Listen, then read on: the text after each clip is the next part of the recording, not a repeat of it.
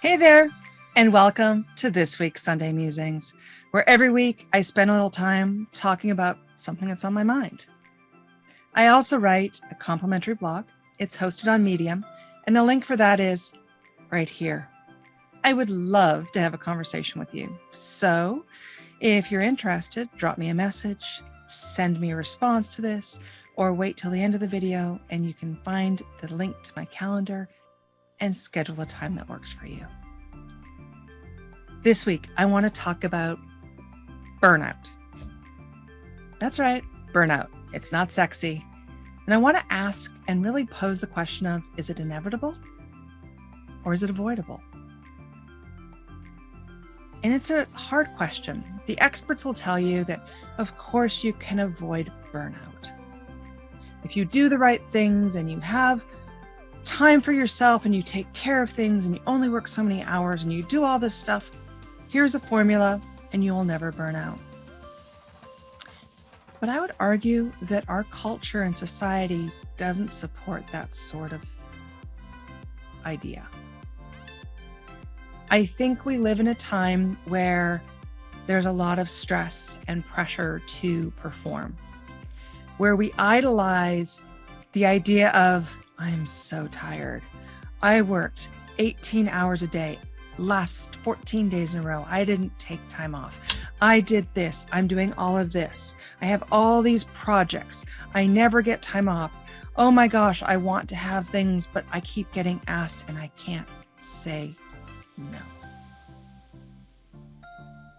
In a culture where that is praised, burnout will happen. And how bad the burnout will depend on the individual and their support network.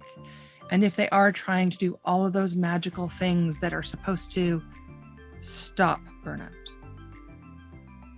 But I'm not sure that that's always going to be possible. Part of the other problem with burnout is that I believe that the more passionate and you believe in the work you're doing, the more most people are driven to perform and to give a little bit more. This is particularly challenging in industries where lives are at stake. Law enforcement, fire, the nurses and doctors of the medical profession, researchers who are coming up with treatments for diseases to prevent death or other consequences, disfigurement, disability, all of these things. Frequently, those people are so passionate about what they're doing that they feel an obligation to give more and more and more, forgetting that if you don't take care of yourself, you can't possibly take care of others. Burnout is real. And unfortunately, burnout leads to a lot of problems: exhaustion, depression, anxiety, physical health issues, all of these. And when society endorses working crazy hours, giving more and more, not holding back, it's hard to take that step and pull back. And in that world, I believe burnout is inevitable for most people.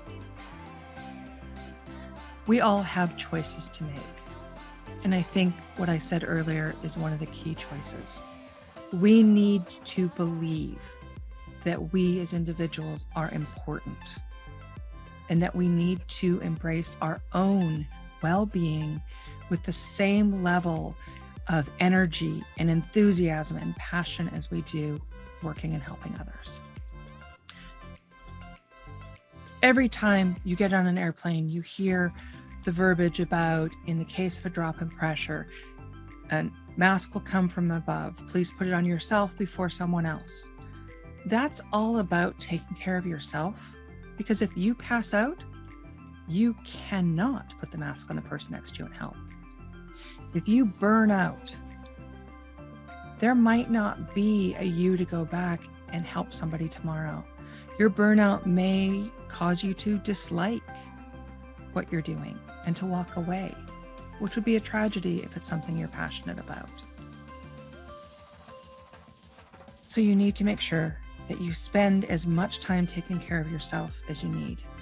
There are all sorts of medical rules, and I'm not going to talk about how many hours of sleep and balanced meals and all of that.